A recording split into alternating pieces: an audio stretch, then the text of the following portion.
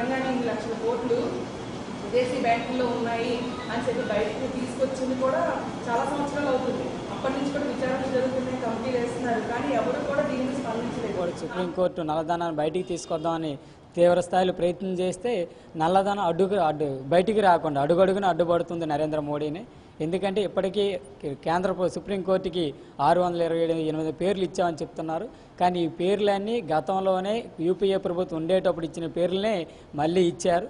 దాని ఫలితంగా ఈరోజు అందులో ఒక నిన్ననే రిపోర్టు కూడా వచ్చింది. 628 పేర్లలో కేవలం 187 మంది మాత్రమే డబ్బులు ఉన్నాయంట. మిగతా డబ్బులన్నీ జీరో బ్యాలెన్స్డ్ అకౌంట్లు, 127 పేర్లు రిపీట్ పేర్లు వచ్చినాయి. అంటే మొత్తం నల్లధన వ్యవహారం అంతా చూస్తే కొండంతవి ఎలకను పట్టుకున్న చందంగా ఉంది తప్ప వాస్తవంగా నల్లధనాన్ని బయటికి తీసుకొచ్చే అవకాశం లేదు.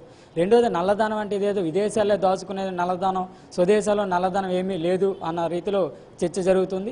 విదేశాల కంటే 90 రెట్లు ఎక్కువ నల్లధనం ఈరోజు స్వదేశంలోనే ఉంది. ఈ స్వదేశంలో ఉన్న నల్లధనాన్ని మొత్తం బయటికి తీయాలా.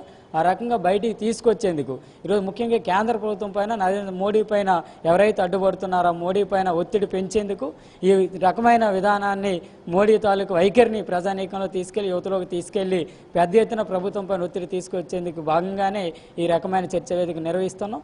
రానున్న కాలంలో నల్లధనం బయటకు వచ్చే వరకు నల్లధనం బయటికి తీయాలని ఎవరైతే మాట్లాడతారో వాళ్ళే నిజమైన భారతీయుడు అనే నినాదంతో మేము రానున్న కాలంలో పెద్ద ఎత్తున ఉద్యమం చేయబోతున్నాం. దీనికి రాష్ట్ర కేంద్ర ప్రభుత్వాలే బాధ్యత వహించాల్సిందిగా హెచ్చరిస్తున్నాం.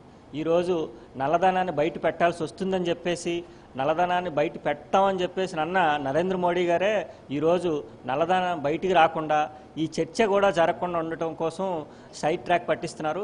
అందుకోసమే స్వేచ్ఛ భారత్ అని లేదంటే జనధన యోజన అని చెప్పేసి ఇలాంటి కొత్త పథకాలని కొత్త పేర్లని తీసుకొని వచ్చి ఈరోజు నల్లధనం కానీ లేదంటే ప్రజా సమస్యలు కానీ ప్రజలకు సంబంధించిన ఇష్యూలు కానీ ఇవేవి కూడా చర్చకి రాకుండా ఈరోజు పక్కదోవ పట్టించే చర్యల్ని ఈరోజు కేంద్ర రాష్ట్ర ప్రభుత్వాలు తీసుకొని వస్తున్నాయి.